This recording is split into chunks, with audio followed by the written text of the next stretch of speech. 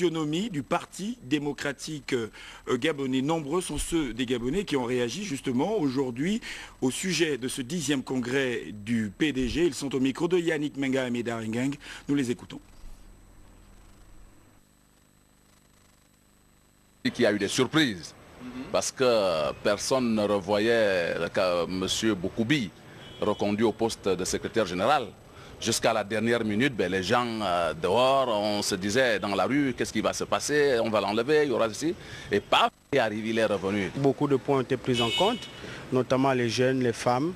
Et puis dans l'ensemble, en tant que PDGiste, nous sommes satisfaits des résultats. J'espère qu'avec la même donne, ils vont respecter la politique mise en place par le président de la République, qui souhaite de faire du Gabon un pays émergent à l'horizon 2025. Je trouve que ça s'est bien passé et j'ai bien aimé l'intervention de M. Faustin Boukoubi. Il a bien intervenu par rapport à ça. J'ai trouvé que ça va. Ça s'est bien passé. Et si Boukoubi a été reconduit, c'est qu'il a fait du bon travail. Il le mérite, il a sa place et voilà. À travers la ferveur que j'ai vue avant la cérémonie de clôture et principalement quand on voit le contenu, la densité du contenu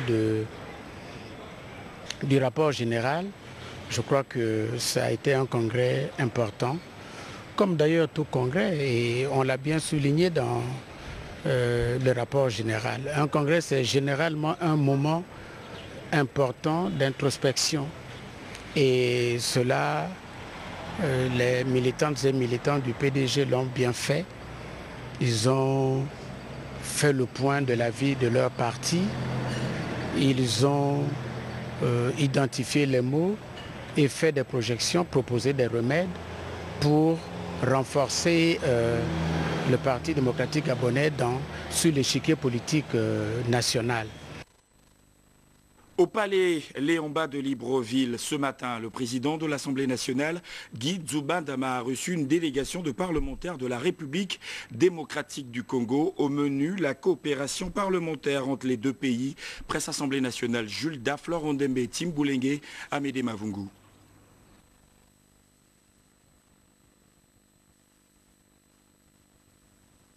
Démocratique du Congo a échangé avec le président de l'Assemblée nationale, M. Guy Dzoubandama, lesquels parlementaires sont venus apprendre et comprendre les méthodes de fonctionnement de la première chambre du Parlement. L'entretien que nous avons eu ce matin avec le président de l'Assemblée était vraiment fructueux. Nous avons pu glaner certaines informations importantes en rapport avec le fonctionnement de l'Assemblée nationale du Gabon.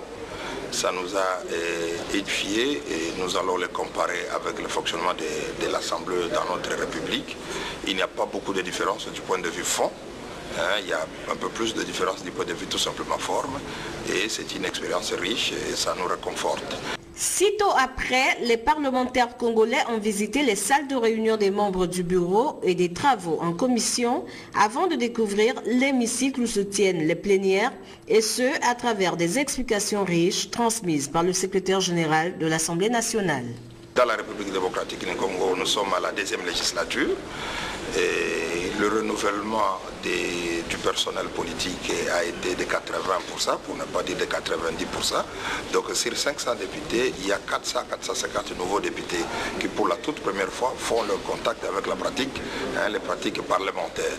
Donc il était de bonne loi de pouvoir faire le tour de certaines assemblées bicamérales qui nous sont un peu beaucoup plus proches pour permettre à ce que nous puissions raffermir nos petites connaissances et permettre à ce que, comme je l'ai dit au départ, que nos travaux aussi soient un peu plus, je ne dirais pas perfectionnés, mais un peu plus efficaces. En recevant ces hôtes, le président Guy Dzoubandama a pu relever l'intensité des liens de coopération parlementaire qui existent entre les parlements gabonais et congolais. Parlons à présent de la crise qui secoue le secteur de l'enseignement supérieur. Le Premier ministre Raymond Dongsima a initié depuis quelques semaines des discussions avec les responsables des syndicats des enseignants du supérieur. Le chef du gouvernement a également échangé aujourd'hui avec les étudiants qui ne demandent qu'une seule chose, reprendre les cours. Serge Nzengi Mabilan, Jean-Augustin Nzengi.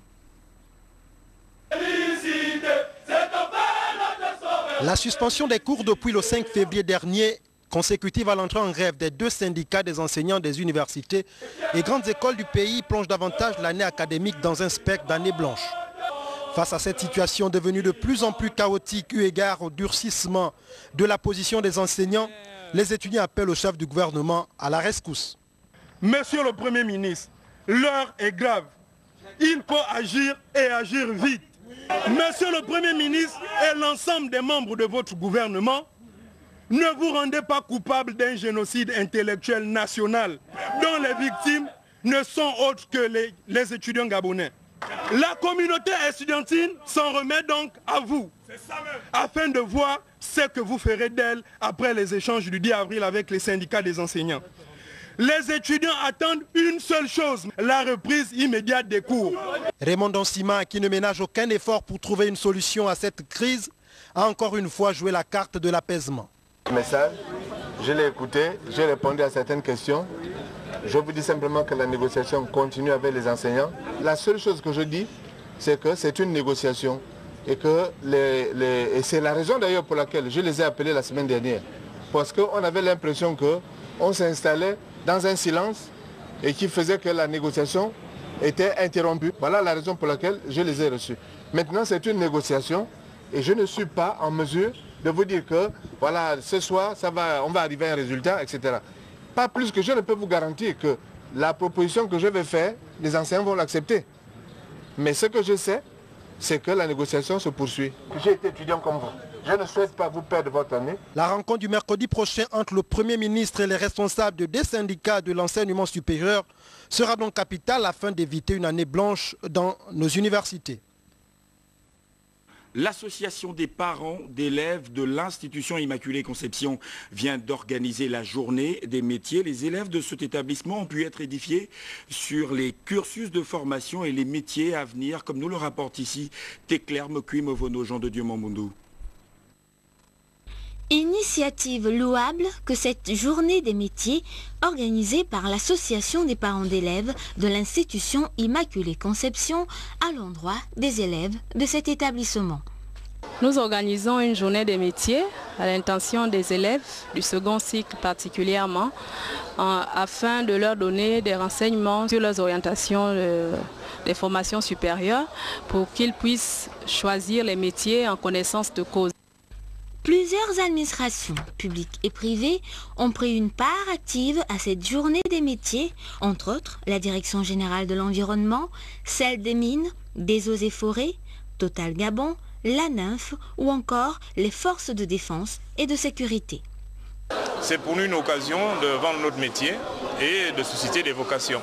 Nous avions plusieurs ateliers. Il y a un atelier sur les ressources humaines qui explique les conditions d'entrée dans les forces de police nationale. Pendant que quelqu'un tombe devant vous, dès qu'il soit dans l'eau où vous êtes médecin. Vous n'avez pas à vous cacher. Gabon est présent au Gabon déjà depuis plus de 80 ans. C'est la première société pétrolière du Gabon. Pour les élèves du second cycle de l'Institution Immaculée Conception, cette journée des métiers arrive à point nommé. On a pu connaître les différents métiers où on peut se former et tout. Et c'était vraiment édifiant. Le métier qui m'a le plus intéressé, c'est le métier de l'eau. Parce que l'eau, c'est important. L'eau, c'est la vie, donc c'est l'eau qui m'a intéressé.